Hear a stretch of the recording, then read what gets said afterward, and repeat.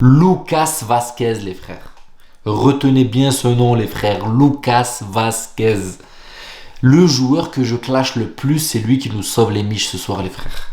Franchement, je vais pas vous mentir, hein. Je le descends tout le temps, c'est vrai. Je l'assume, je le dis clairement, je le descends. Mais ça fait 2-3 matchs, vous pouvez regarder les anciennes vidéos, il est là.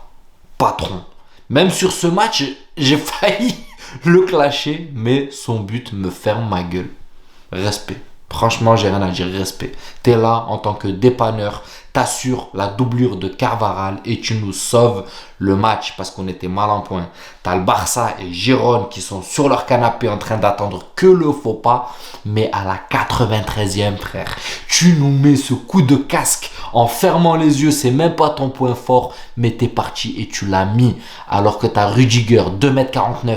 T'as Bellingham 2,52 m, t'as Rossellou 2,30 m, mais non, c'est toi 1,20 m qui met ton crâne, frère. Merci, frère, merci. Les gars, je sais, je le clash souvent, mais là aujourd'hui, j'ai rien à dire. Pour moi, il a mis le but qui nous sauve. Enfin bref, la famille, j'espère que vous allez bien et que vous avez passé une bonne journée. Le Real Madrid gagne 1-0 face à Alaves. Un match compliqué et on va rentrer directement dans le vif du sujet, frère. Nacho, qu'est-ce qui t'arrive, frérot? On t'apprécie énormément. Tu es un soldat au même titre que Lucas Vázquez, mais lui, à la différence de toi, je le clash souvent, le pauvre. Je le descends, tout le temps. Toi, frère, je t'ai toujours respecté, je t'ai toujours encensé, j'ai toujours dit que tu es un vrai dépanneur. Mais qu'est-ce que t'as, frère? T'as des fils qui se touchent dans ton cerveau, quoi. Explique-moi qu'est-ce qui se passe dans ton cerveau pour que tu sors de ta zone de défense centrale, tu vas jusqu'au milieu de terrain pour mettre une semelle qui sert à rien, en sachant qu'il nous manque tous les défenseurs centrales. Tu fais partie des derniers survivants avec Rudiger. Qu'est-ce qui se passe? Alors tu nous l'as fait la première fois, tu as écopé de 3 matchs de suspension où tu es parti arracher la cheville de Porto contre Gérone, alors qu'on gagnait 3-0 et que c'était la 90e minute. Tu crois qu'on a oublié ça ou pas? On n'a pas oublié. Hein? Et là, tu nous fais quoi? Rebelote, la même chose. Une erreur bête. Explique-nous. Tu es au tribunal, frère. Explique-nous. Tu es jugé. On attend ta réponse. Franchement, les gars, c'est n'importe quoi. Franchement, je l'aime trop, les gars, Nacho. J'aime trop sa combativité. C'est un battant. C'est un vaillant. C'est un soldat. Mais là, les frères, il faut une thérapie. C'est pas possible. Tu sais qu'on est dans la merde, frère. Tu le sais. C'est pas un secret, frère.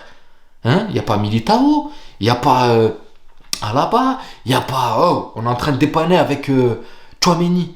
Et toi, t'arrives à venir mettre une semelle au milieu de terrain? Une semelle, pardon, au milieu de terrain, frère? Je comprends pas. Franchement, les gars, je comprends pas. Il y a 2 fils qui se touchent dans son cerveau. Il y a moins et plus et plus. Il n'y a pas un plus et un moins, vous voyez? Non, il y a moins et moins, plus et plus. Vous voyez le délire? Franchement, ça, je comprends pas. Merci Lucas Vázquez qui te sauve le match, frère. Parce que sinon, je te respecte énormément, mais j'aurais employé des mots sales. Même si c'est pas de mon habitude. Enfin, quand même, qui reste un peu dans le cadre. Mais j'aurais été en tout cas très très méchant. Mais là, on va rester quand même poli. Franchement, les gars, expliquez-moi. Parce que moi, j'arrive pas à comprendre comment ça tourne dans sa tête. Après, je comprends. L'action va vite. Mais attends, frère. Tu engages une course, tu pars de ta défense centrale, tu viens jusqu'au milieu de terrain pour mettre une semelle. Ça veut dire que quand tu pars de ta défense, tu as le temps de réfléchir quand même. Tu as le temps de se dire, attends, je vais quand même réfléchir à ce que je vais faire. Mais non, toi, tu arrives, le pied en avant, bam, tu lui as... Franchement, ça aurait pu être beaucoup plus grave que ça, la blessure. Mais moi, encore, tu fais ça pour annihiler une action de but, même si je le tolère pas. Mais si tu te sacrifies pour annihiler une action de but parce qu'on est dans la merde et tout... Je peux le comprendre. Encore, je peux le comprendre, même si j'adhère pas à ce genre de comportement.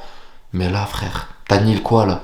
Là, tu nous mets juste dans la merde. Prochain match, on va jouer encore avec Tchouaméni en défense centrale. Là, c'est Alaves. Prochain match, je sais pas qui c'est. Et j'espère qu'on joue pas une tête de tableau. Je l'espère, frérot. Parce que là, même avec Alaves, on a eu beaucoup de difficultés. Enfin bref, les gars, je rentre dans le vif du sujet, je rentre dans le match. Une équipe d'Alaves qui, bon, n'a pas saisi sa chance, heureusement pour nous. Parce que moi, j'aurais mis que des attaquants et j'aurais bloqué un petit peu. Parce que Rodrigo était fatigué. Comment il s'appelle? Brahim. D'ailleurs, le changement de Carleto, j'ai pas très bien compris. Frère, tu sors le meilleur joueur pour rentrer Rossellou. Je comprends le choix de rentrer Rossellou, il n'y a pas de problème. Mais Brahim, le mec qui perturbe le plus, le mec qui fait le plus mal, surtout que tu sais que tu es dans un match où Rodrigo n'est pas en réussite. Pourquoi tu sors le mec qui fait le plus mal? Je comprends pas. Pourquoi tu sors le mec qui est le plus gros perturbateur?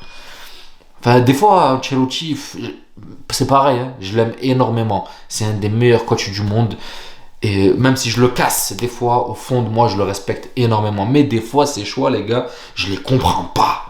Je les comprends pas. Lui aussi, je sais pas comment ça cogite là-dedans. Moi, honnêtement, les gars, si j'aurais été coach à ce moment-là, je pense que j'aurais sorti Rodrigo qui, malheureusement, c'est lui qui était un peu en dessous. Brahim, pour moi, était au-dessus. Après, c'est vrai que Rodrigo peut te faire une fulgurance de dernière minute. Mais Brahim aussi, les gars, il nous l'a clairement montré qu'il est capable de faire des fulgurances de ouf. En plus, Brahim, il a cette capacité. Franchement, la balle, c'est de la glu. Elle lui colle au pied. Il fait partie de cette catégorie de joueurs où le ballon ne s'éloigne pas du pied, les frères. Il a une conduite de balle où le ballon est collé au pied. Et il peut se sortir de situations. Il a un peu le même profil que Rodrigo, les frères. Il peut se sortir de situations où ils sont 3-4 autour de lui et tu te dis non, c'est pas possible. Ou il va gagner la faute, ou il va sortir. Pourquoi? Parce que la balle ne s'éloigne pas de son pied. Il fait partie de cette catégorie. Comme Messi, bon. Les gars, je ne dis pas que Brahim est Messi, hein, ne mélangez pas mes propos. Mais il fait partie de cette catégorie de joueurs qui, quand ils poussent la balle pour prendre la vitesse, elle ne s'éloigne pas beaucoup, ils restent collés. Ils ont le centre de gravité vachement bas et la balle reste collée à leurs pieds en conduite de balle. Vous comprenez? Vous voyez de quel style de joueur? Rodrigo, Messi, Brahim, les joueurs petits de taille, fluides, rapides. Vinicius, non, fait pas partie de cette catégorie. Même si la balle lui colle au pied, même si lui, il peut dribbler dans 1 m², mais il a quand même besoin. La balle décolle un peu de ses pieds. Par contre, Brahim fait vraiment partie de ces joueurs où la balle est collée. Il a la glu. Vous voyez ce que je veux vous dire? Donc, il faisait un très bon match. Il était en capacité. Il driblait bien. Il éliminait bien. Il se sortait de situations magnifique. Rodrigo, par contre, lui, il était un peu plus en difficulté, mais bon, le choix a été porté à la hiérarchie, vu que Rodrigo est un mec plus ancien. Alors qu'on a quand même pris un risque, parce qu'à la fin, il a pris un coup, je l'ai vu sortir. J'espère que c'est juste dans la stratégie pour gagner du temps et qu'il n'a pas pris un coup. On verra s'il y a un communiqué médical qui va sortir d'ici là, mais j'espère qu'il n'a pas pris. En tout cas, bon, c'est fait, on a gagné, je ne vais pas débattre sur ça 20 ans. Mais voilà, Brahim était bon. Ensuite, défensivement, bon, ben, Nacho, j'en reviens pas dessus, j'ai déjà dit ce que je pensais. Rudiger fait son match, à la fin, il essaye d'apporter, de monter un petit peu, d'apporter, malgré qu'on soit à 10, d'apporter un peu de surnombre devant. Donc voilà, il fait le nécessaire. Lucas Vazquez, il a multiplié un peu les dédoublements. Il essaye de prendre son couloir. Il nous sauve avec ce but. Kroos distille des bons ballons. Mais quand vous voyez, les gars, en début de match, je vais le souligner, prenez-le comme vous voulez, mais moi il faut que je le dise. Kroos et Modric, vous l'avez bien vu là, avec une équipe, avec un pressing un peu plus dense au milieu de terrain, vous voyez que c'était un peu plus compliqué physiquement. Physiquement, Modric s'est fait presser, il y a eu des pertes de balles, et le choix n'est pas pour rien qu'il l'a sorti en premier, les gars. Le choix n'est pas pour rien, il ne le voyait pas sortir. Ancelotti n'aurait pas sorti Brahim. Il n'aurait pas sorti Brahim parce que Modric était un peu en dessous. Pourquoi? Dû à ce pressing qui était engagé par Alaves, même s'il y avait un double rideau défensif. On va pas se mentir, il y avait un double rideau défensif, d'accord, mais il y avait quand même un contre-pressing qui était fait par Alaves qui nous a gênés au milieu de terrain. En fait, cette transition entre le milieu de terrain et l'attaque n'y était pas. C'était compliqué. Tu voyais Rodrigo qui devait décrocher, Brahim qui devait venir chercher la balle pratiquement au milieu de terrain. Il n'y avait pas cette transition entre Kroos et l'attaque. C'était compliqué, on n'arrivait pas à toucher Bellingham, on n'arrivait pas à toucher Rodrigo. Très très compliqué. Donc, c'est pour ça que des fois, Kroos et Modric, physiquement, ils vont se faire bouffer. Et là, c'était que Alaves. Imaginez contre une équipe qui exerce un plus gros pressing. Vous voyez très bien ce que je veux dire.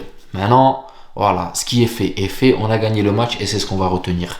On prend ces 3 points, on passe devant tout le monde, on finit leader avant cette trêve, c'est l'essentiel, c'est ce que je vais retenir. Dans l'ensemble, ce que j'ai aimé, c'est que malgré qu'on a perdu un joueur, on est resté concentré et on a quand même continué, on n'a pas vu la différence. Alaves n'a pas joué le jeu, ils se sont chiés dessus, tant mieux pour nous et on a continué à presser, à pousser jusqu'à débloquer la situation sur un centre de cross, une tête de Vazquez et là on est royal, on va bien dormir. Donc voilà la famille, fin de la vidéo, fin du débrief, j'espère qu'elle vous plaira, n'hésitez pas à vous abonner, à liker, ça donnera beaucoup de force à la chaîne. Voilà, il n'y a pas trop à rentrer dans les détails, je vous ai dit les grosses actions du match. Demain par contre on fera une vidéo sur le sujet actuel là, la Super League les frères, on va rentrer un peu dans le détail, je vais donner mon avis sur ce que je pense de cette Super League. Je ne vais pas vous mentir, je suis mitigé, mais voilà, on parlera un peu plus de ça dans le détail demain. Voilà la famille, prenez soin de vous et je vous souhaite une bonne soirée. Ciao la famille.